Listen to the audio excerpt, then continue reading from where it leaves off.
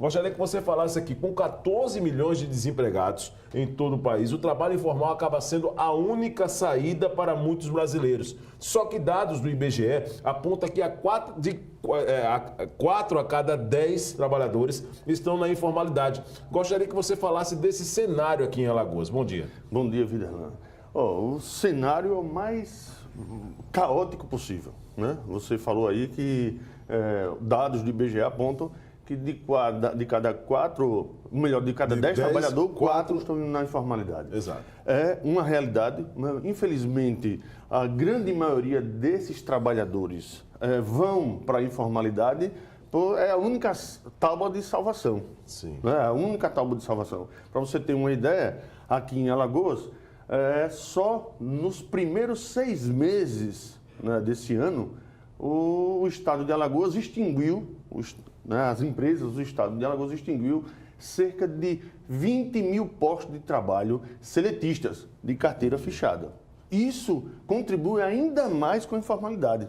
Tanto é que, do início do ano para cá, mais de 40 mil pessoas adentraram na informalidade. Isso quer dizer, no final das contas, né, que aqui em Alagoas, cerca de 30% da força de trabalho dos trabalhadores alagoanos estão na informalidade. Agora, a respeito do impacto que a informalidade provoca na economia e em outros setores também aqui no Brasil. Sim, o principal impacto, o que a gente vai ver, não é nem agora no início. Porque quando você vai, às vezes, né, a gente vê muita gente que deixa de estar no seu trabalho fechado. Sim. Com aquela ideia de que não, vou para a informalidade que eu vou aumentar o meu ganho. E às vezes é um ledo de engano, né?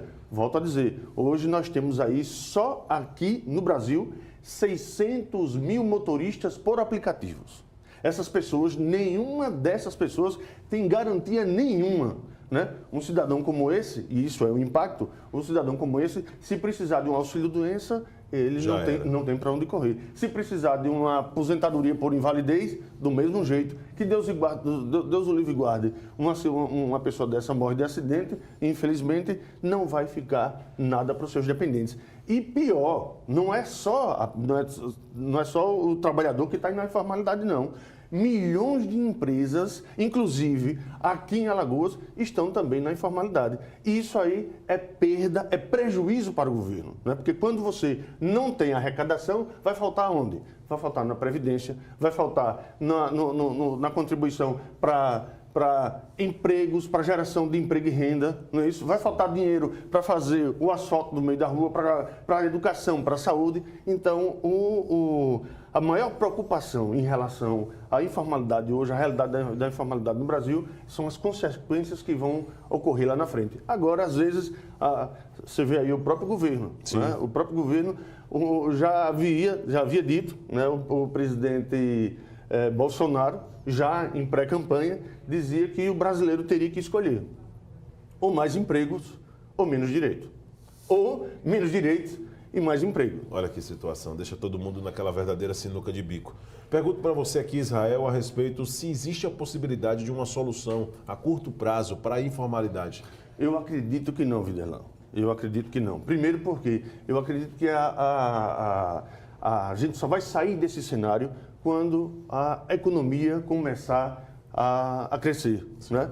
Se uma coisa que a gente vê é se a empresa, né, não cresce, né, ela não contrata. E se ela não contrata, na maioria das vezes, ela demite, né? Então, por enquanto a gente vê essa situação, para você ter uma ideia, há pouco tempo atrás, o nosso Congresso Nacional, né, aprovou a PEC 55, conhecida como a PEC do fim do mundo, aonde essa PEC, né, ela condenou o Brasil a engessar os seus investimentos públicos por 20 anos. Então, para mudar isso, tem que haver mudança no Congresso Nacional. Infelizmente, eu volto a dizer, vai depender de um boom, diferentemente do que a gente está vendo no país. Né? A gente não é querendo colocar mau gosto na realidade. Infelizmente, a gente não está vendo nada se encaminhando para melhorar esse cenário. E eu volto a dizer, o cenário de Alagoas é o pior cenário possível. Haja vista, o estado de Alagoas é o pior estado na geração de emprego. Então, consequentemente, a nossa situação aqui, primeiramente, é rezar, pedir a Deus que a coisa melhore. E segundo, torcer para que dias melhores realmente venham.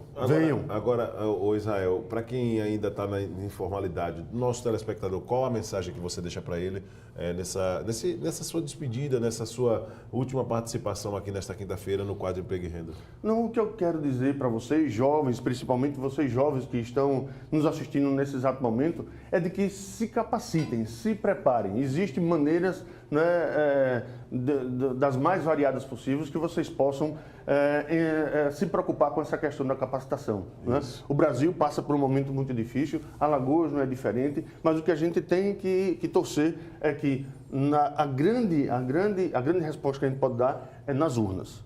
A gente tem que começar a escolher as pessoas comprometidas, não só aqui com a capital, com o estado de Alagoas, mas também com o país. Para quê? Para que políticas voltadas realmente para a geração de emprego e renda, né? Porque a gente só vai sair dessa questão da informalidade. Nós temos 90 milhões de trabalhadores no país. Desses 90 milhões, cerca de 40 milhões estão na informalidade. Aqui em Alagoas, 30% da força de trabalho está na informalidade. Então, o que a gente precisa é se capacitar, se preparar, cobrar dos nossos políticos. Você acabou de falar aqui, antes da nossa entrada, que lá no Congresso Nacional tramitam todo tipo de projeto. Infelizmente, na maioria deles, é para retirar direitos. Então, o que você tem que fazer é cobrar do seu político, do seu deputado federal, para que ele vote com a consciência de querer trazer para você os benefícios e não retirar os mínimos direitos que foram garantidos durante muito tempo, durante muita luta. E a gente está vendo aí, ó, só a CLT, em 2017, foram retiradas 117 artigos que realmente eram protetivos dos direitos dos trabalhadores, com a premissa de quê? De que iriam gerar, no mínimo, 2 milhões de emprego. E o que foi gerado? Zero. Infelizmente, a metade dos trabalhadores estão na informalidade. Muito obrigado, Israel Lessa.